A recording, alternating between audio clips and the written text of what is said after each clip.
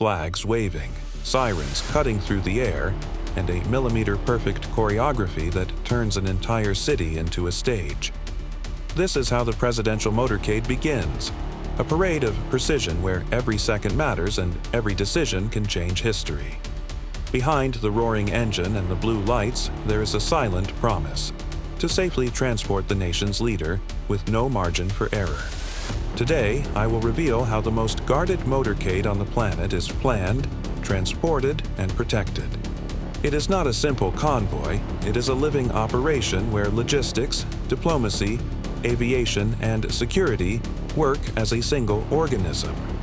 From the first escorts in automobiles to the era of multi-layer armor and encrypted communications, every evolution was born from hard lessons and the will to not repeat mistakes.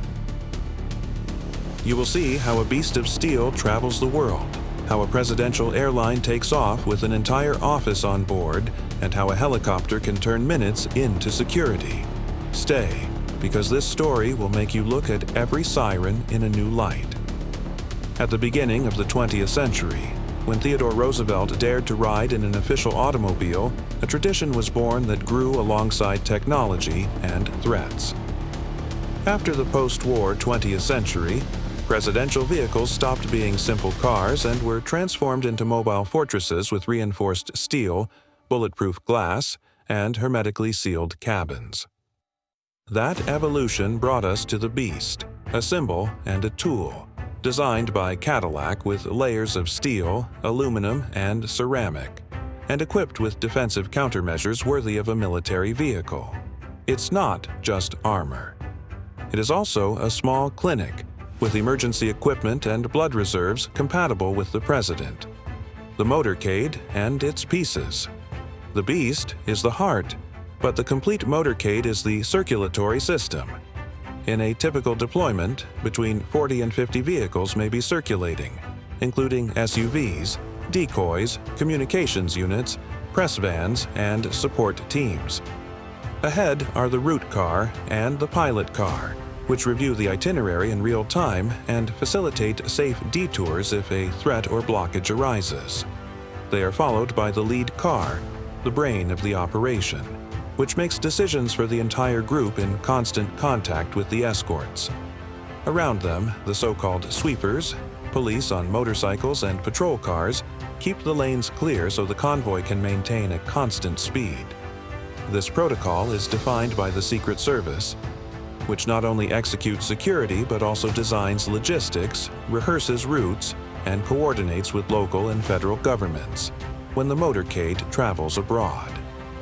For summits like the G7, the Secret Service works with the Air Force to transport official vehicles and communications equipment under constant custody.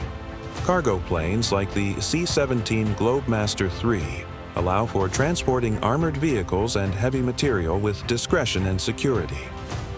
Before the plane touches the runway, a White House advance team arrives weeks earlier to survey locations, meetings, accommodations, and routes, building the base schedule. Between 13 and 15 offices participate in this process, from communications and press to public liaison, with the Secret Service always setting the standards. The military office defines the coordination of presidential aircraft and helicopters, while the Secret Service sets routes and positions. The call sign, Air Force One, identifies any Air Force aircraft carrying the president on board.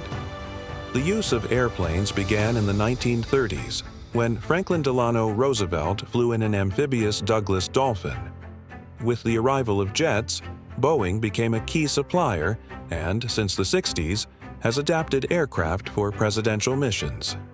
Today, the VC-25, a profoundly modified Boeing 747-200B, embodies that tradition with range, secure communications, and workspaces for a government in flight.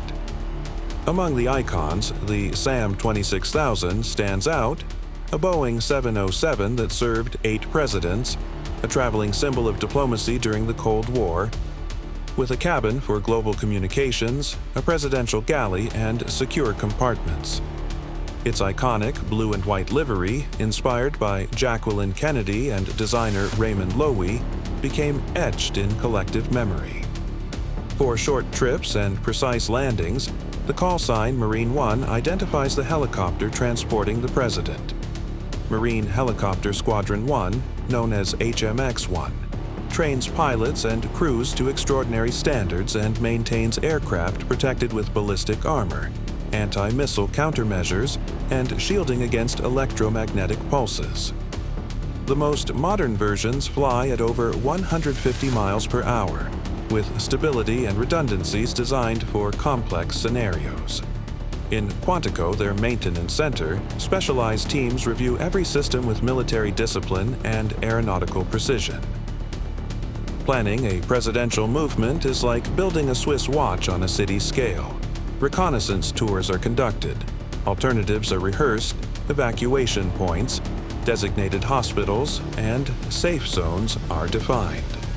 A risk matrix is established for every block and every minute, from arrival at the airport to the final departure.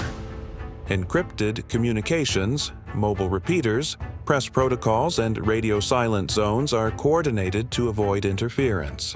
And in case everything fails, a Route B, a Route C, and a Route D are designed, with temporary closures coordinated by local police acting as extensions of the federal team. The motorcade doesn't just bring a person to a destination. It shows power, order, and predictability. The vehicles, the routes, the times, and the protocols send signals to allies and adversaries. Here there is continuity. Here there is stability. Here there is response capability.